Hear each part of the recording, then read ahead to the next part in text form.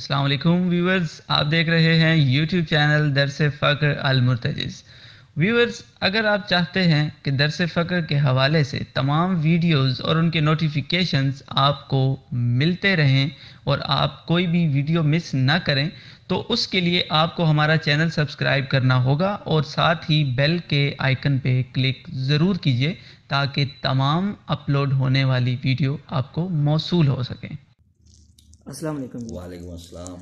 हमने आपकी पहली एक वीडियो में डार्विन के नज़रिए के बारे में सुना है। इसमें आपने बताया कि डार्विन का ये नज़रिया था कि ये जो आदम अलैहिस्सलाम की नस्ल चली है ये कुछ बंदरों से चली है। तो उसमें हम चाह रहे हैं कि आप ना इस पर हमें मुकम्मल गुफ्तगू करके बताएं ताकि लोगों का नज़रिया इसके बारे में ना ठीक हो जाए। जी जी, बिस्मिल्लाहिर्रहमानिर्रहीम। मैं आपको बता रहा था कि ये ज़मीन बहुत पुरानी है, इसमें डायनासोर आए, उनको ख़त्म किया गया। आइस एजेस आए जिसका कुरान ने भी जिक्र किया कि जब आसमान की तरफ ज़मीन को उस्तवार करने के बाद आसमान की तरफ मुतवज्जे हुए तो वहाँ धुआं ही धुआं था। तो ये साइंस जिसकी तस्दीक कर रही है कि ज़मीन पे धुआं छा गया था जिसकी वजह से रोशनी ज़मीन पे नहीं पहुँच सकती थी, तो यहाँ एक आइस एजेस का दौर भी रहा है। तो इसकी तस्दीक कुरान ने भी की है अपनी आयत में कि अल्लाह जब ज़मीन को करार के बाद जब धुआं था। तो मैं आपको बताता हूँ कि जितनी भी साइंस तरक्की करती जाएगी खुदावंद आलम के ये और कुरान के इसरार उतने ही आपको समझ आते हैं। तो बहुत सारी नस्लें थी। जिन्नात की एक कौंसल है जिसको सिजीन कहते हैं, जिस तरह इल्लीन के मुकाबले में एक सिजीन है। तो हम तफसीरों में पढ़ते थे कि सूरह मसानी जो है वो सूरह अलहम्द को कहते हैं। तो फ़क्र में हमें ये बताया गया और ये राज का हकीकत का पता चला कि वो सबा मिनल असामी है। जो सूरह फातिहा है वो सबा मिनल असामी है, क्योंकि शैतान ने जो अपने 7 नफ़र पे मुश्तमिल कौंसल बनाई जिसको सिजीन कहते हैं, तो उसमें उन्होंने नाम वो रखे जो सूरह फातिहा में मौजूद थे। सूरह फातिहा के ज़ोर को कम करने के लिए इन्होंने अपने नाम भी जो है वही रख दिए इब्लीस ने, जिसमें दुलल है, मुसरात है, कनाबद है, कनस्तीन है, बोल। इस तरह ये जब आप सूरह, अब ये तो आलम जानते हैं कि सबसे मुश्किल किरत सूरह फातिहा की है। शाम में भी मैंने एक मौलवी से सुना था कि जी लफ्ज़ आता है सूरह फातिहा में, तो हमें उलमा कहते थे कि ये बहुत मुश्किल तलफ़्फ़ुज़ है इसका। तो मैंने कहा ये कि नहीं बताया कि किस वजह से मुश्किल है, ये तो उन्होंने नहीं बताया, बस लिखा है कि रिवायात में आया कि उसकी वजह यही है कि ये जब कहते हैं अल्हम्दुलिल्लाह है, ये दोलिल जो है दोलिल इबलीस है, ये अल्हम्दुलिल्लाह है कि ये सब तारीफ अल्लाह के लिए। अब दोलल्ला पढ़ते हैं तो दोलल्ला जो है मतलब है वो उसमें से ये सिजीन ने साजिश करते हुए सूरह फातिहा के जोर को तोड़ने के लिए अपनी किरत में से 7 नाम रखे। और उसके बाद ये ज़मीन पे जिन्नात जब रहते थे तो इनकी बस्तियाँ होती थी। और एक बार वो बस्ती हमने देखी थी जब वो चश्मा बराज नया बन रहा था और जंगल थे हमारे इलाके में, उसका जिक्र बाद में खैर करूँगा।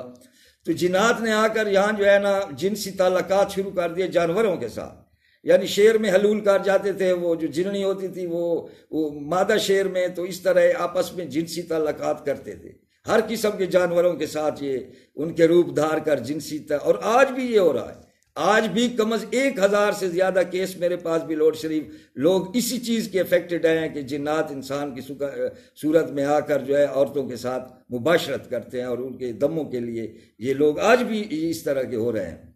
तो उस वक्त इस तरह हुआ कि जब जिन्नात ने जानवरों के लाखों सालों की इस प्रैक्टिस के बाद ऐसी मखलूक वजूद में आ गई जो आधे जिन थे और आधे जानवर थे। उनका शक्ल जो थी, जिस्म जो था वो जानवर की सूरत में होता था, और जो है ना उनका जो रूह और उनका सोच फिक्र जो होती थी वो जिन्नात की। और जिन्नात आपको पता है बहुत एडवांस मखलूक है, ये किसी का भी रूप धार लेते हैं, ये रोशनी के ज़रिए स्पेस ट्रैवलिंग भी करते हैं। कुरान ने भी इनका जिक्र किया है कि इनके पीछे शाब साकिब भी लगा दिए जाते हैं। तो वो जो उसमें नेक थे, अल्लाह को जानने वाले वो मखलूक थी, अल्लाह को इबादत करने वाले, अल्लाह ने उनको ताहिर किया, पाक किया। फिर उसमें से अंबिया है उनकी शक्ल में और एली पाक है उनकी शक्ल में, जिस तरह अल्लाह फरमाते हैं कि मैं ही 2 सींगों वाला। तो ये उस दौर में ये अली अलैहिस्सलाम उन्हीं की शक्ल में आया और उनको हिदायत अता की, उन्होंने ज़मीन पर राज किया। اور اس کے بعد ان کی جنگیں لگی اور اس جنگ میں کافی ختم ہو گئے. یہ مائن تہذیب جو ہے ان کو آپ پڑھیں تو ان کے ساتھ بھی انہی لوگوں نے ان کی مدد کی. ایران میں مصر کے جو بادشاہ تھے اس میں بھی حضرت سلیمان کے ہیکل میں بھی ان کا ذکر آتا ہے. اور یہ بہت ایڈوانس ٹیکنالوجی کے مالک تھے. تخت بلقیس کو ایک پل سے بھی کم وقت میں لے کر آنا، تو یہ ان کے پاس ٹیکنالوجی تھی. اور یہ مخلوق حقیقت ہے جو زمین پہ اس وقت رہتے تھے.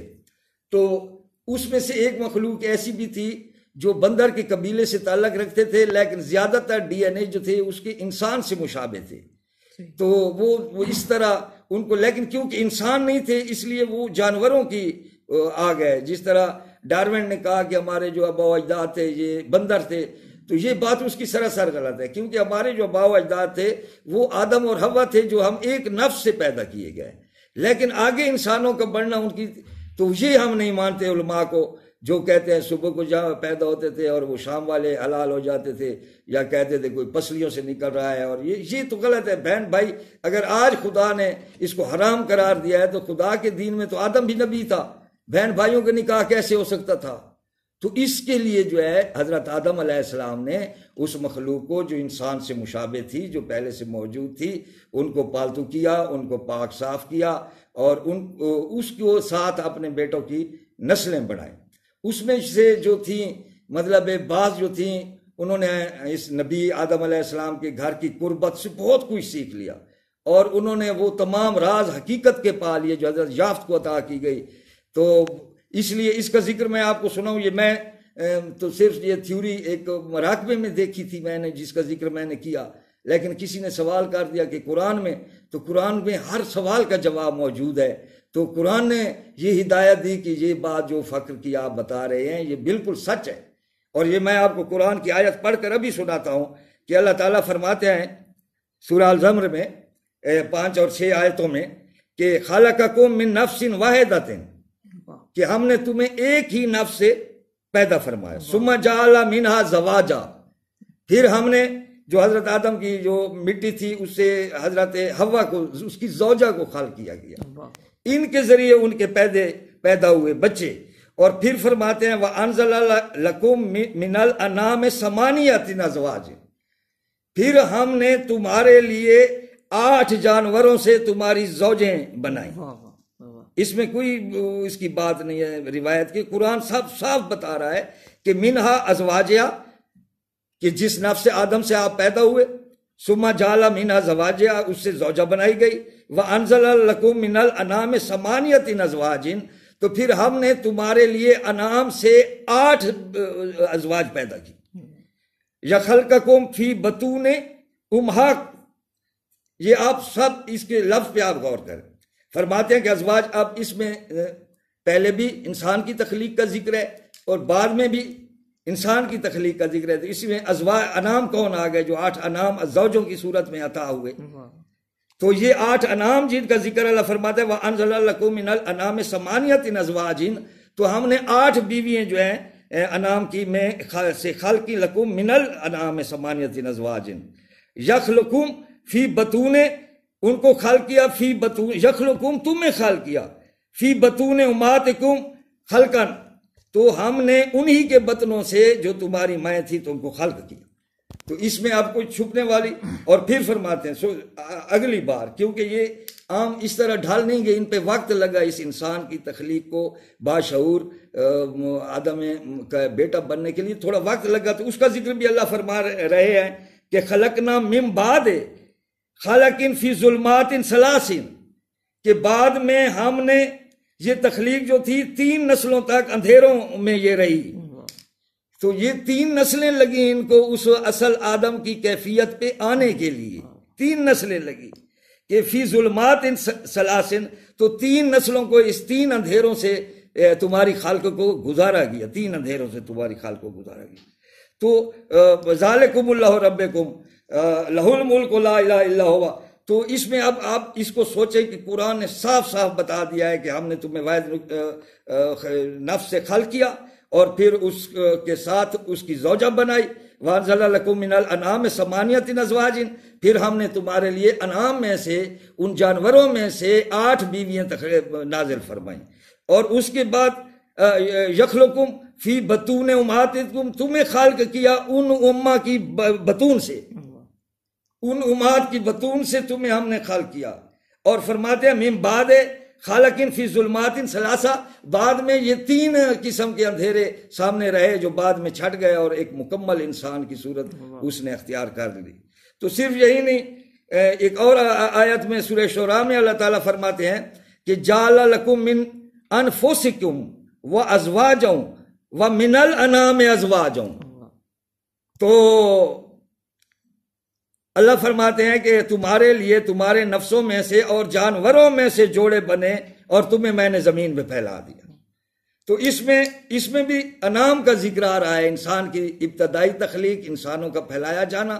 وہاں بھی 8 ماہوں کا ذکر آ رہا ہے، جن میں میرے بھائی نے 2 کا نام نزالہ اور اس طرح وہ بتایا، جو میں نے کہا کہ اس میں سے 3-4 جو ان 8 جوڑوں میں سے ازواج میں سے 2-3 جو تھیں ان کو خدا پاک نے بچپن ہی سے ایسی صلاحیت دی تھی کہ وہ سب سے ممتاز تھیں.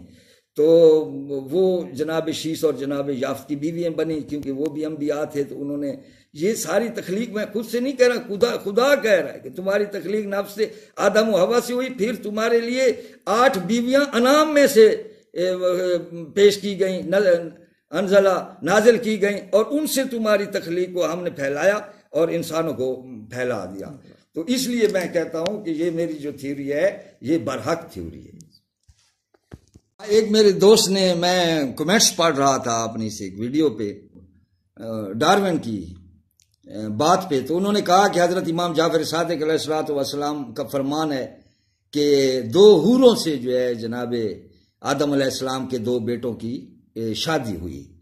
تو ان کو میں بتا دینا چاہتا ہوں کہ وہ لفظ سچا ہے، اور اس کی سب سے بڑی مثال یہ ہے، آپ سیرت جناب سیدہ فاطمہ میں پڑھ لیں، چاہے کسی سنی نے لکھی ہے یا شیعہ نے، تو اس میں کئی طرح سے حدیثیں ہیں جس میں پاک جناب رسول خدا فرماتے ہیں کہ یہ جو میری بیٹی ہے یہ حورت الجنت ہے، یہ جنت کی حور ہے. تو اب ہم جانتے ہیں کہ جناب سیدہ جو ہیں ان کے والد کا نام جناب محمد مصطفیٰ ہے، اور ان کی والدہ جناب سیدہ خدیجہ پاک ہیں. تو یہ ان کی بیٹی ہیں، لیکن ان کو حور کا لفظ کیوں کہا گیا ہے؟ اس لیے کہ حسن و جمال میں اور اخلاق حمیدہ میں اور اوصاف حسنہ میں اس طرح وہ ماہر تھی کہ جس طرح جنت کی حوروں کا مزاج ہوتا ہے اخلاقیات میں یا سوچنے کی قوت میں، جو ان کی شرافت ہوتی ہے، جو ان کی حسنت ہوتی ہے، جو ان کے صفات فاضلہ ہوتے ہیں، تو وہ ایسے تھے کہ جس طرح جنت کی حوروں کے تھے. تو اس لیے پاک بی بی فاطمہ الزہرا کو حور کہا گیا ہے. تو امام جعفر صادق پاک نے جو حضرت آدم کے 2 بیٹوں کے لیے ان کی بیویوں کو حور فرمایا ہے، تو اس حور کا مطلب یہی ہے کہ ان کو اللہ نے ایسے اوصاف دیے تھے، ایسے اخلاق فاضلہ ان کو عطا کیے تھے اور اوصاف حمیدہ ان کو عطا کیے تھے کہ وہ حوروں کی جنت کی مانند تھے. ان سے مشابہت کے طور پر انہوں نے انہیں حور کا لفظ دیا ہے، بالکل اسی طرح جس طرح بی بی فاطمہ الزہرا کو رسول خدا نے حور جنت کہا ہے.